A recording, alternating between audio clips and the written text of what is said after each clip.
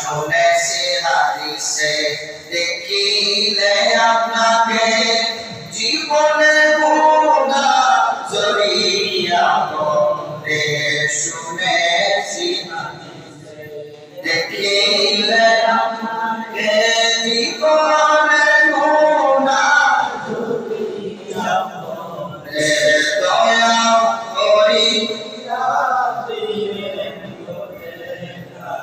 ইয়া রাসূলুল্লাহ ইয়া হাবিবাল্লাহ ইয়া রাসূলুল্লাহ ইয়া হাবিবাল্লাহ আপনারই নূরের ঝলক লাগিয়া কবরের আঁধার যাবে চলিয়া ইয়া রাসূলুল্লাহ আপনারই নূরের ঝলক লাগিয়া কবরের আঁধার যাবে চলিয়া দয়া করিয়া দিলেন গোটে কায়া রাসূলুল্লাহ ইয়া রাসূলুল্লাহ ইয়া হাবিবাল্লাহ মুনকারকে আসিয়া সওয়াল করবেন বসাইয়া দিলেন গনবী পর্দা উঠাইয়া মুনকারকে আসিয়া সওয়াল করবেন বসাইয়া দিলেন গনবী পর্দা উঠাইয়া করিব সালাম কদম ধরিয়া ইয়া রাসূলুল্লাহ ইয়া হাবিবাল্লাহ ইয়া রাসূলুল্লাহ ইয়া হাবিবাল্লাহ আল্লাহ রাব্বুল আলামিন কোরআনুল কারীমের মধ্যে ঘোষণা দিচ্ছেন আমার সাথে পড়ুন বিসমিল্লাহির রাহমানির রহিম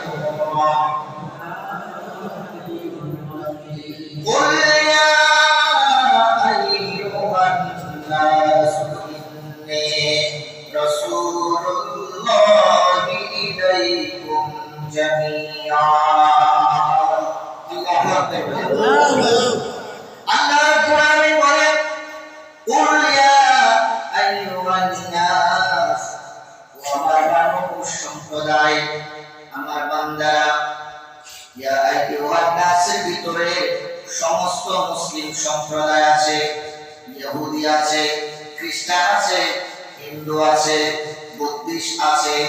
আল্লাহ রাব্বুল আলামিন গোটা সৃষ্টি জগতে যত মানুষ সৃষ্টি করেছেন আল্লাহ সবাইকে ডাক দিয়েছেন কুল ইয়া আইয়ুহান নাস।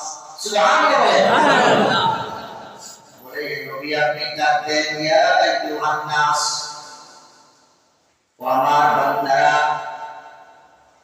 শুনো, ইন্নী রাসূলুল্লাহ ইলাইকুম, ইন্নী নিশ্চয়ই আমি রাসূলুল্লাহ ইলাইকুম তোমাদের নিকট রাসূলকে প্রেরণ করেছি জামিয়া, মুসলমানদের জন্য নির্দিষ্ট করে নয়।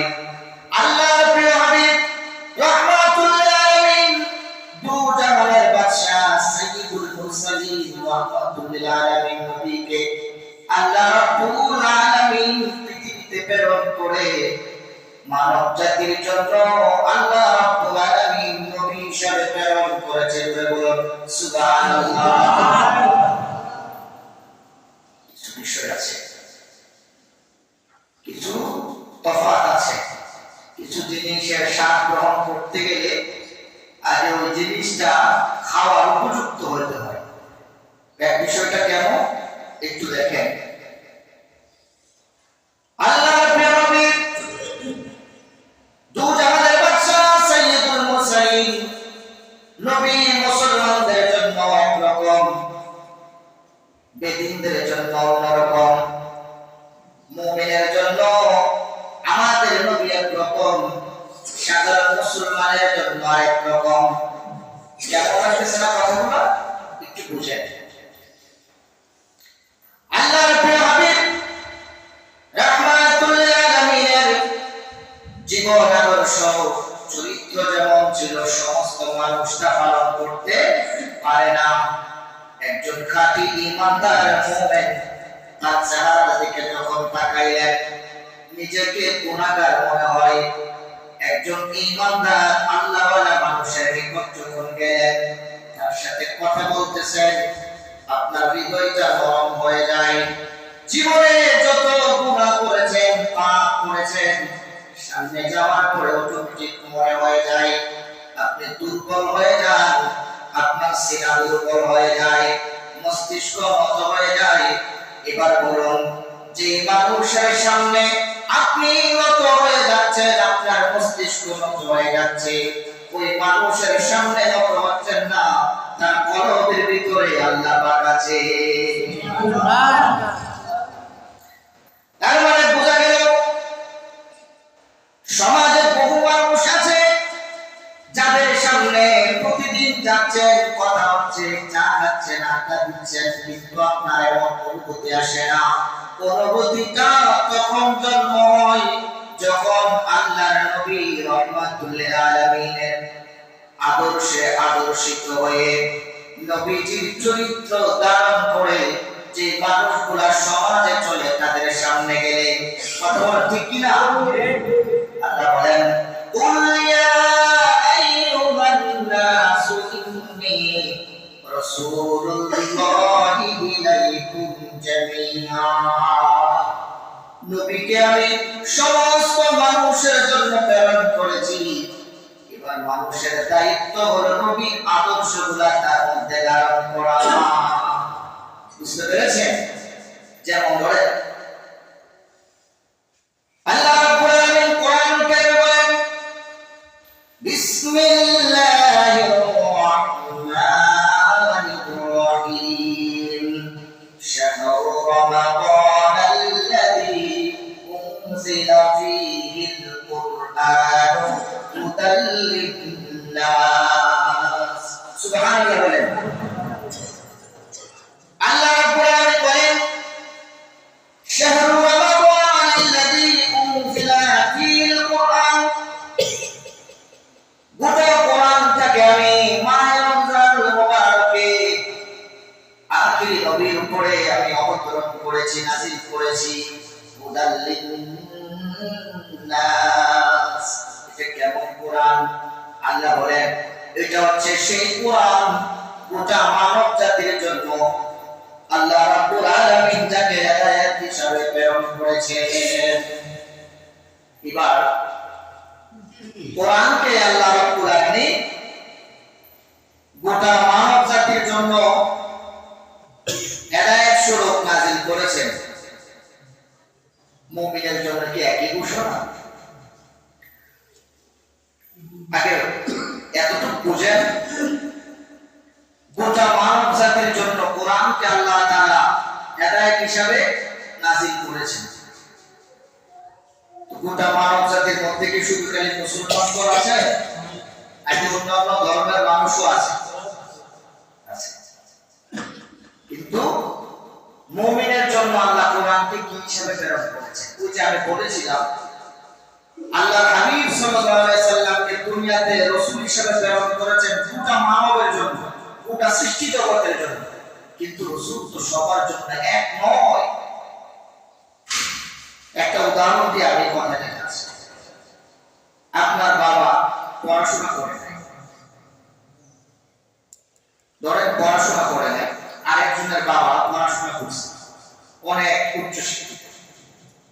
তো এই লোকের আপনার আরেক ভাইয়ের বাবা যে উচ্চ শিক্ষিত হয়েছে এই জন্য থেকে আপনার বাবার এসে অপমান করতে পারবে। এর বাবা পড়াশোনা করে আমাকে ফি হোক, সমস্যা নাই, আমার বাবা আমার জন্য ফি। তোমার বাবা তোমার কাছে পৃথিবীর শ্রেষ্ঠ, আমার বাবা পড়াশোনা করে না, খেতে কাজ করে, আমার বাবা আমার জন্য পৃথিবীর শ্রেষ্ঠ। তো আল্লাহ হাবিব সাল্লাল্লাহু আলাইহি সাল্লামকে দুনিয়াতে প্রেরণ করেছেন ইসলাম ধর্মকে মানুষকে আল্লাহ পাকের দিকে ডেকে নেওয়ার জন্য। তো যারা নবীজির দাওয়াত কবুল করেছে, নবীজির অনুসরণে আছে, তারা যেমন যারা নবীজির দাওয়াত গ্রহণ করেন না, অনুসরণ করে নাই, তাদের কাছেও তো তিনি নবী, কিন্তু আমাদের মতো। এই কথাটাই আমি বলতে চাচ্ছি।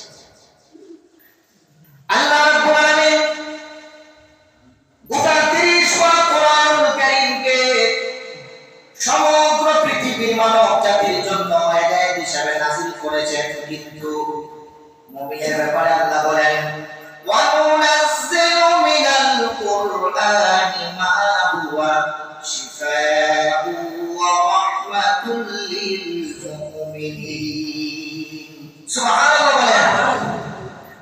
আল্লাহ বলেন যারা মুমিন, যাদের হৃদয়ে, যাদের কলবে,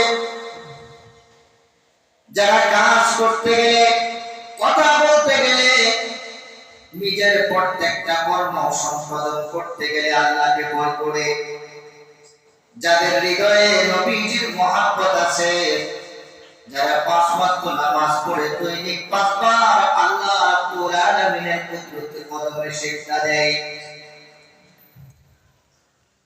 অপর ভাইয়ের সাথে কথা বলার সময় আমার মুখ থেকে উচ্চারিত শব্দে আমার ভাই কষ্ট পাবে কিনা বারবার চিন্তা করে নেবেন। যাদের হৃদয় চক্ষু বন্ধ করলে হৃদয় জাগ্রত হয়ে যায়, দুইটা হাত উঠাইলে চক্ষু দ্বারা অঝরে পানি পড়ে, যাদের হৃদয় অপরকে স্মরণ করে, যাদের হৃদয় প্রতিদিন মারা যায় আল্লাহর ভয়ে, তারা হলেন মুমিন। আল্লাহ রাব্বুল আলামিন বলেন ওই সমস্ত মুমিনের জন্য শিফাa'un ওয়া রাহমাতুল লিল মুমিনিন। আমার ওই সমস্ত মুমিন যখন কোরআনুল কারীম তেলাওয়াত করে, তাদের কাছে কোরআন তেলাওয়াত করা হয়, আল্লাহ বলে কোরআন তাদের জন্য সমস্ত রোগের শিফা হয়ে যায়। শিফা মানে ওষুধ। শিফা মানে কি? সবকিছুর ওষুধ আছে।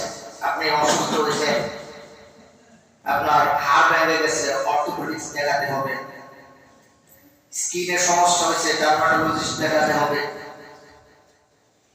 প্রত্যেকটা বিষয়ের আলাদা আলাদা ডাক্তার আছে কিনা। ব্রেনের সমস্যা হয়েছে, নিউরোসায়েন্স দেখাতে হবে আপনাকে। প্রস্রাবের সমস্যা হয়েছে, নিউরোলজিস্ট দেখাতে হবে। প্রত্যেকটা বিষয়ের আলাদা আলাদা ডাক্তার আছে। মানুষেরও যেমন ডাক্তারের প্রয়োজন, একজন মানুষ যখন রোগগ্রস্ত হয়ে যায় তখন তারও চিকিৎসার প্রয়োজন হয়। আল্লাহ বলে যারা মুমিন তাদের চিকিৎসা হলো কোরআন। সুবহানাল্লাহ বলেন।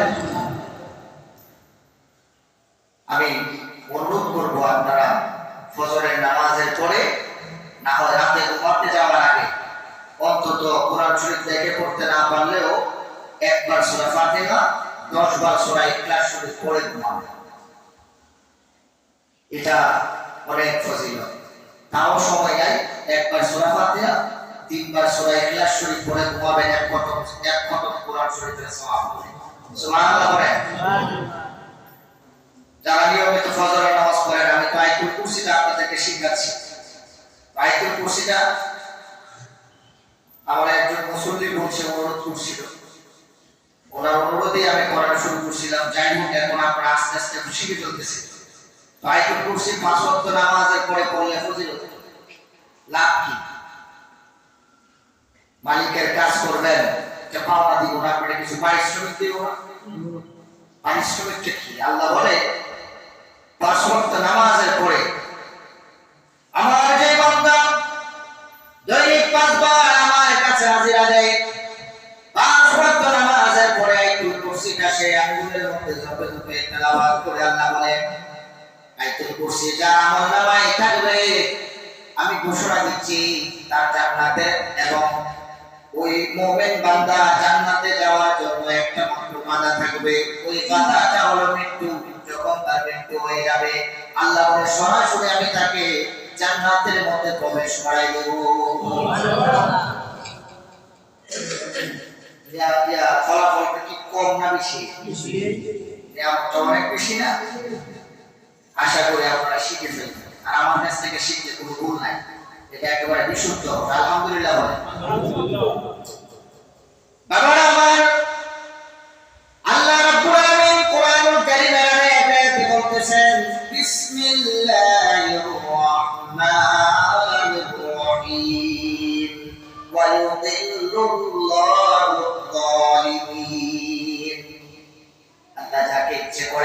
পথভ্রষ্ট করে দেন। পথভ্রষ্টতা মানে কি আগে বুঝতে হবে। আপনি নামাজ পড়েন না, আপনার মনে নামাজের জন্য আগ্রহ সৃষ্টি হয় না, আপনি গালি গালাজ করেন, গালি খারাপ, আপনার ব্রেন আপনাকে বোঝার চেষ্টাও করে না, সুযোগ দেয় না, অন্যায় করতেছেন, পাপ করে যাচ্ছেন, কোনটা পাপ কোনটা নেই বোঝার মতো কোনো ক্ষমতাও নাই। একের পরে অন্যায়, একের পরে খারাপ কাজ আপনার দ্বারা সংঘটিত হতে আছে। মানুষ যখন আপনাকে সতর্ক করে, সতর্ককে আপনি পাত্তা দেন না, বুঝতে হবে আল্লাহ রাব্বুল আলামিন যাদেরকে পথভ্রষ্ট করেছেন আপনি তাদের অন্তর্ভুক্ত হয়ে গিয়েছেন। সতর্ক থাকতে হবে। তারা কবরের মধ্যে যখন আল্লাহ রাব্বুল আলামিন মুমিন বান্দাকে এই দুনিয়া থেকে তার রূহটা আজরাইলের মাধ্যমে কবজ করানোর পরে কবরের মধ্যে মুমিন বান্দাকে শোয়ানো হবে। মুনকার নকির যখন আসবে, হাদিসে রাসূল সাল্লাল্লাহু আলাইহি সাল্লাম হযরত বারা ইবনে আযিব রাদিয়াল্লাহু তাআলা বর্ণনা করতেছেন, মৃত ব্যক্তি কবর থেকে যখন উঠবে, মৃত ব্যক্তির জবান থেকে বের হয়ে যাবে, আমার সাথে বলুন, আশহাদু আল্লা ইলাহা ইল্লাল্লাহ ওয়া আশহাদু আন্না মুহাম্মাদান আবদুহু ওয়া রাসূলুহু।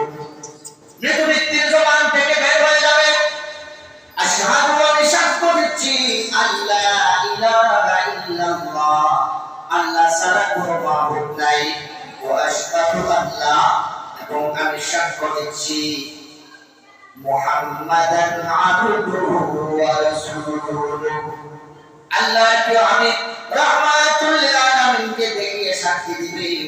আমি আরো সাক্ষ্য দিচ্ছি হযরত মুহাম্মদ সাল্লাল্লাহু আলাইহি সাল্লাম যখন আমি দুনিয়াতে ছিলাম তিনি আল্লাহর প্রেরিত রাসূল এবং বান্দা ছিলেন। আল্লাহ রাব্বুল আলামিন বলেন, মানুষ জামা কাপড় দিয়ে যেমন ভাবে শরীরের লজ্জাস্থানকে ঢেকে রাখে, শরীরের গোপন অঙ্গগুলোকে ঢেকে রাখে, মানুষের কাছে যেন প্রকাশ নাই পায়, মানুষ যেভাবে দামি দামি অলংকার কাপড় পোশাক পরে সমাজে ঘুরে বেড়ায়, আল্লাহ বলেন যারা মুমিন বান্দা যাদের কলবে আল্লাহর ভয় আছে তারা সারাক্ষণ আল্লাহ রাব্বুল আলামিনের ভয়ের পোশাক পরে থাকে। ওই ভয় যখন মানুষের হৃদয়ে আল্লাহর ভয় থাকে, আল্লাহর প্রিয় হাবিব সাল্লাল্লাহু আলাইহি সাল্লামের মহব্বতের চাদর দ্বারা সমস্ত শরীরটা ঢেকে থাকে, আল্লাহ বলেন তাদের সিনাকে আমি ওই কালিমায়ে শাহাদাত দ্বারা লেপন করে দেই।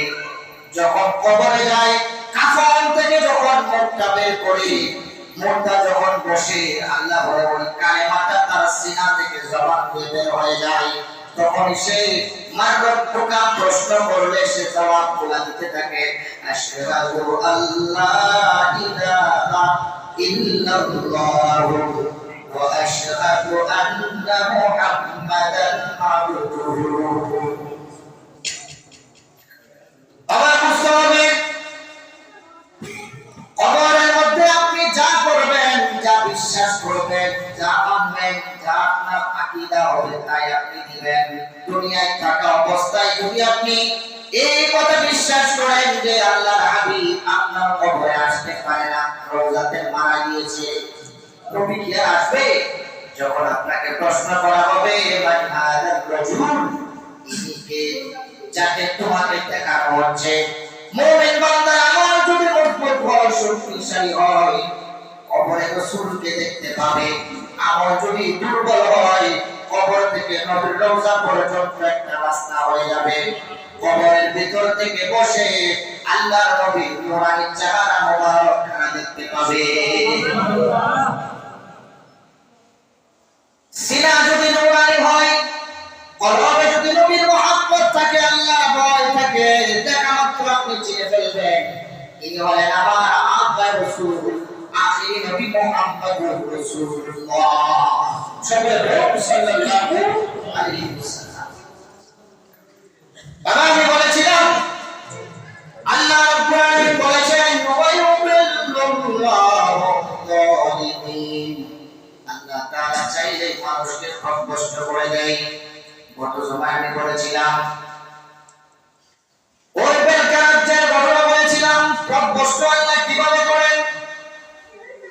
দরবেশ বারাম্বার দ্বিতীয়বার যখন গিয়েছিলেন হুজুর কাছে, যখন পড়াশোনা করলেন, দুইটা বছর সাপ দেখলেন ফুসফুস করে তেরে আসতেছে দরবেশকে খেয়ে ফেলার জন্য। দরবেশ রুম থেকে দৌড় দিয়ে বের হয়ে বিবির কাছে গেলেন। বিবির কাছে যখন ঘটনা খুলে বললেন, বিবি বিশ্বাস করে না, বিশ্বাস করতে চাই না। বিবি বলে আমি বুঝে গেছি আপনি আর রাজার পক্ষে দোয়া করবেন না, আপনি ছলনা করতেছেন, প্রতারণা করতেছেন। আমি আমার সিদ্ধান্ত নিয়ে নিলাম, এবার আপনি দোয়া করলেও কিছু আসে যায় না, না করলেও কিছু আসে যায় না। আমার সিদ্ধান্ত আপনি জেনে নেন, আমি আপনার ঘর ছেড়ে এই মুহূর্তে চলে যাচ্ছি। আউযুবিল্লাহ বলেন। ওই দরবেশ বারাম্বারে বিবি যখন ঘর থেকে কদম দিলেন, জামাই বউর হাত ধরে বলে একটু দাঁড়াও, দেখি কি করা যায়। এই কথা বলে দরবেশ বারাম্বার ওর ঘর থেকে বের হয়ে গেলেন গাদার দিকে। গাদার পিঠের মধ্যে সাওয়ার হলেন। যে নির্জন জায়গায় বসে মালিকের জিকির করতেন, আল্লাহকে ডাকতেন, যে জিকির করে বারাম্বার দরবেশ হয়েছেন, এত বড় বেলায়েত পেয়েছেন, আল্লাহর ওলি হয়েছেন, গাদার থেকে সাওয়ার করেছে, সেই নির্জন হুজরাতে যাবে, কোন জায়গায় যাবে দোয়া করার জন্য। যখনই বারাম্বার ওই গাদার পিঠে সাওয়ার হলো রে, ওই গাদার জবান আল্লাহর কুদরতে খুলে গেছে। এবার গাদার জবান থেকে আওয়াজ আসতেছে, বারাম্বার রে কোথায় যাচ্ছ আমাকে নিয়ে? নবীর বিরুদ্ধে দোয়া করবা, তোমাকে সতর্ক করে দিচ্ছি, একটা কদম সামনে দিও না। নবীর বিরুদ্ধে দোয়া করলে তোমার বেলায়াত এই জায়গায় শেষ হয়ে যাবে। বারাম্বার যখন দেখলেন গাদার জবান থেকে কথা আসতেছে, লাফিয়ে গাদার পিঠ থেকে নেমে বাড়ির দিকে রওনা দিলেন। না আর যাবো না, নবীর বিরুদ্ধে দাঁড়াবো না। এবার ইবলিস শয়তান দরবেশের বের করে আসলেন সামনে। কে আছে? ইবলিস শয়তান দরবেশের বের করে এসে বলে, ভাইজান একটা উত্তম কাজে বের হয়েছিলেন, কি সমস্যা হয়েছে? আপনি গাদার পিঠ থেকে নেমে বাড়ির দিকে চলে যাচ্ছেন। বারবার বলে বড় হতাশা হয়ে গেছি, গাদার পিঠে উঠেছিলাম, হযরত ইউসা আলাইহিস সালাতু ওয়াস সালাম আমার রাজ্যের রাজার বিরুদ্ধে যুদ্ধ করে আমার বিবির কাছে আমি বড় মুসিবতে পড়ে গিয়েছি। এবার নবীর বিরুদ্ধে দোয়া করার জন্য যাচ্ছিলাম আমার রাজার পক্ষে। পেছনে অনেক ঘটনা হয়েছে, এবার গাদা আমাকে সতর্ক করে দিয়েছে, আমি আর যাব না। এবার শয়তান বলে, যে কাজে যাচ্ছিলেন ওই কাজটা হলো একটা উত্তম কাজ, বারাম্বার কেমনে? শয়তান এবার যুক্তি দেয়, এত বড় দরবেশ হয়েছেন, সত্য করে বলেন জীবনে কোনদিন দেখেছেন গাদা কথা বলতে? আমি তো কোনদিন দেখি না। আজকে গাদা কথা বলতে ঠিক আছে, গাদা কিভাবে কথা? ওই শয়তান দরবেশ বলে গাদা কথা বলে নাই, আমিও একজন দরবেশ, আমি দেখেছি গাদার পেটের ভিতরে শয়তান ঢুকে গিয়েছে। গাদা কথা বলে নাই, গাদার জবান দ্বারা শয়তান আপনার সাথে কথা বলেছে। এবার বারাম্বার সত্য নাকি? বুঝি আমি নিজে দেখছি, আমিও তো দরবেশ।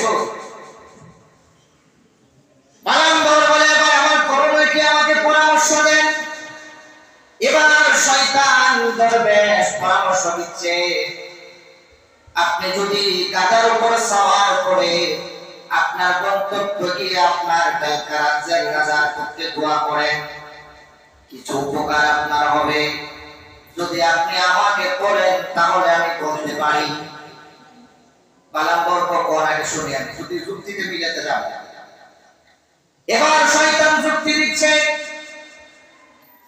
আপনি যদি ওই নির্জন জায়গাতে গিয়ে আল্লাহ রাব্বুল আলামিনের কাছে বেলকা রাজ্যের রাজার পক্ষে দোয়া করেন, আল্লাহ আপনার দোয়া কবুল করবেন।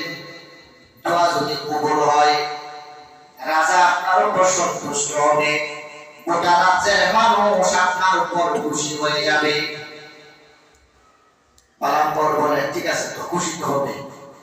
এরপরে শয়তান যুক্তি দিচ্ছে, যে ইবাদত আপনি করেছেন, আল্লাহ পাকের যে নৈকট্য আপনি হাসিল করেছেন, আল্লাহ পাক যে আদর আপনাকে করে, আমার মনে হয় রাজা এবং রাজ্যের সকল মানুষ যদি আপনার উপর খুশি হয়ে যায়, আল্লাহ পাক আপনাকে নবুয়ত দান করে দিবে।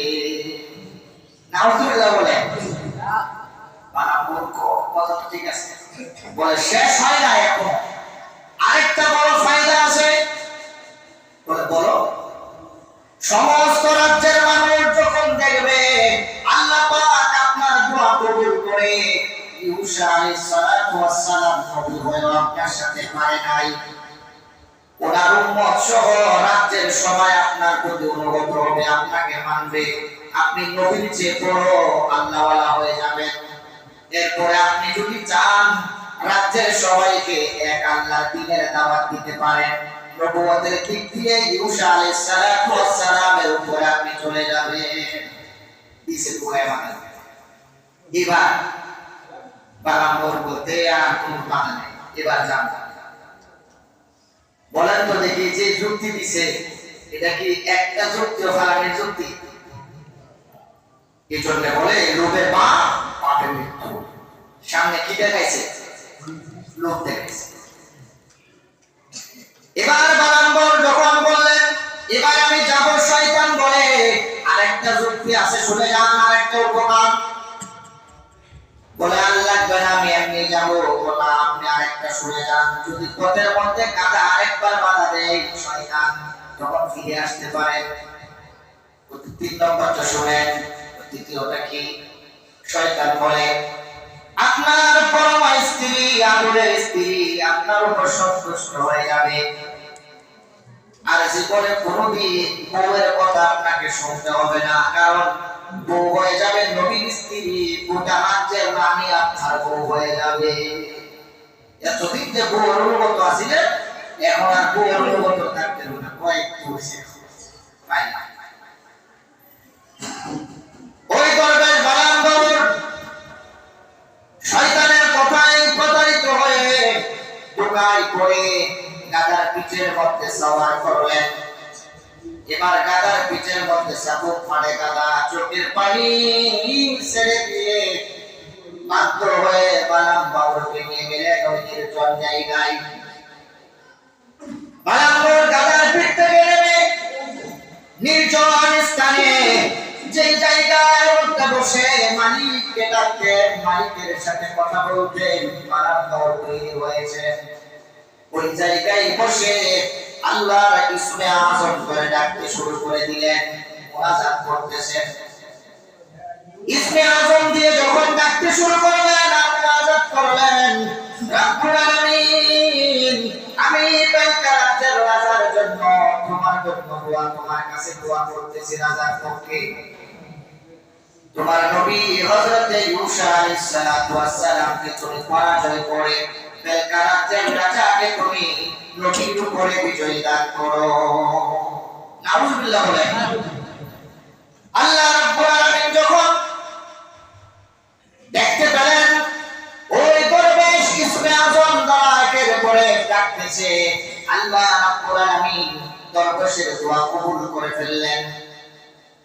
এবার বেলকা রাজ্যের রাজা যখন তার সৈন্যবাহিনী নিয়ে আল্লাহর নবী হযরত ইউসা আলাইহিস সালাতু ওয়াস সালামের বিরুদ্ধে যুদ্ধে গেলেন, মুহূর্তের মধ্যে আল্লাহর নবীর সমস্ত সৈন্যবাহিনী পরাজিত হয়ে ময়দান ছেড়ে পলায়ন করলেন। বেলকা রাজ্যের রাজা খুশি হয়ে বিজয়ী হয়ে তার রাজ্যে ফিরে আসলেন। আল্লাহর নবী হযরত ইউসুফ আলাইহিস সালাতু ওয়াস সালাম নীরব জায়গার মধ্যে গিয়ে দুটা হাত উপরের দিকে তুলে চোখের পানি গুলা ছেড়ে কান্না করতে আরম্ভ করলেন।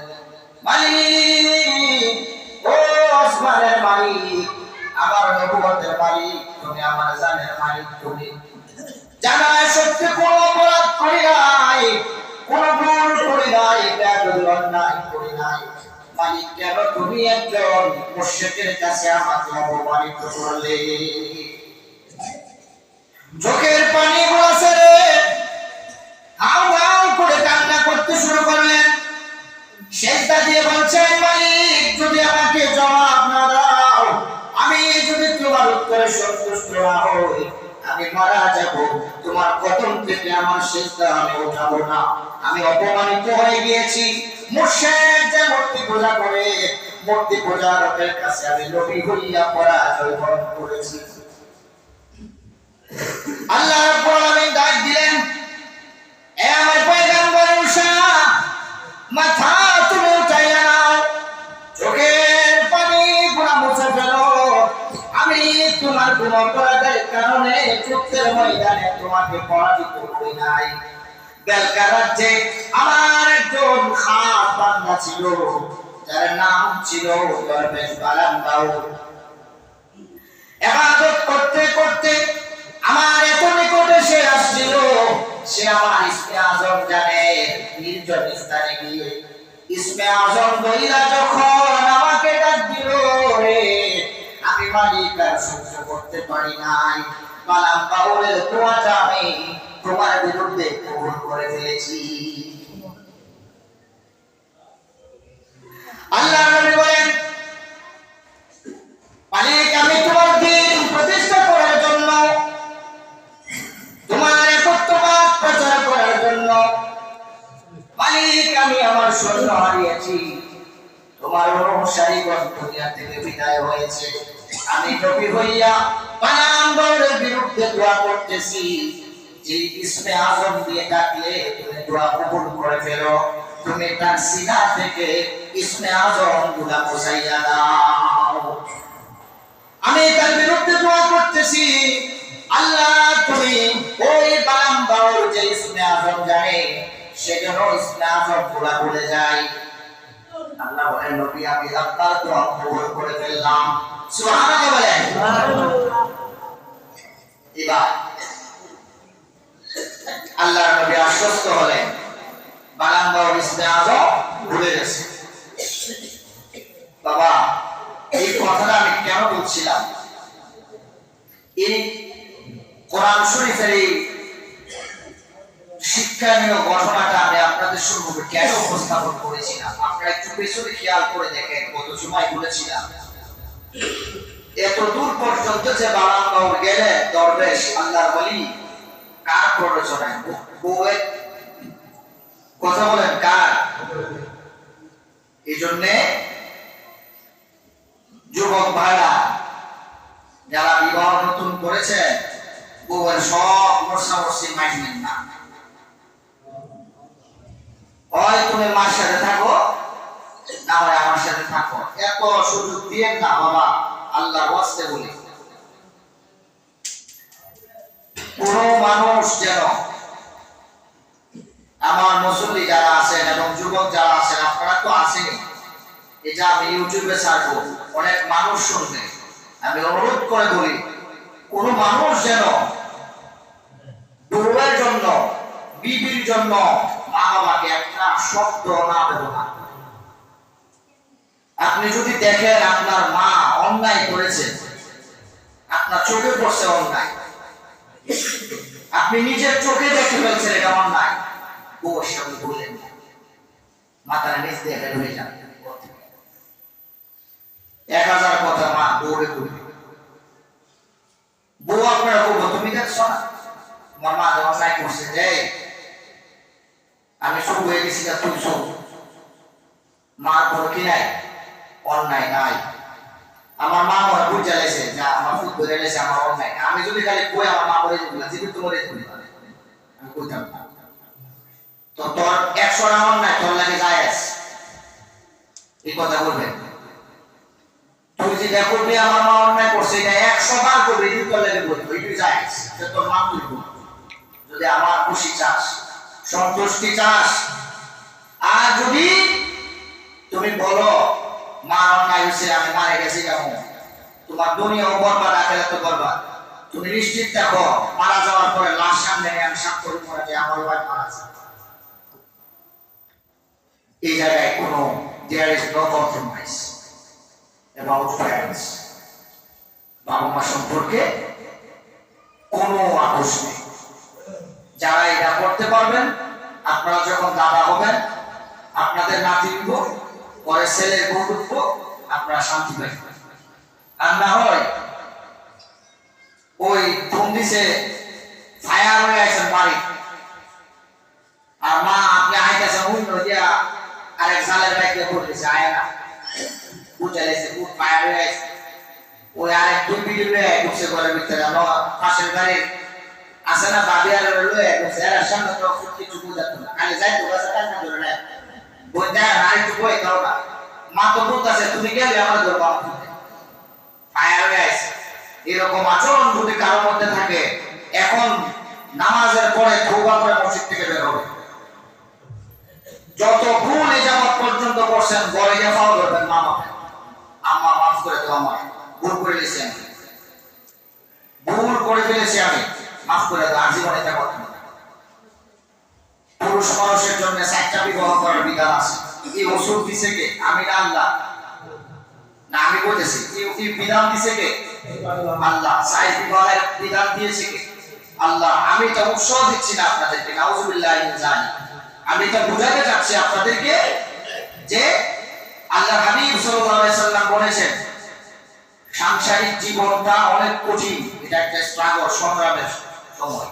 আপনারা আমাদের কেমন করতে পারেন, হুজুর মন খুব সুখী না, ফিসাবের বউ কি দেয় তেরা হইতো না, এটা আল্লাহ বলি নাকি? মানুষ তো প্রত্যেকের এরকম আছে, কিন্তু খুব সতর্ক, বাবা মায়ের ক্ষেত্রে খুব সতর্ক। আমি বারবার এই কথাটা বলি, আপনি জীবনে কত উপরে উঠবেন, আপনি প্রথমত যদি আপনার সাংসারিক জীবন নিয়ে আপনার বাবা মা খুশি থাকে, আপনার ভিতর থেকে কয়েকটা জিনিস আপনার জীবন থেকে চলে যাবে।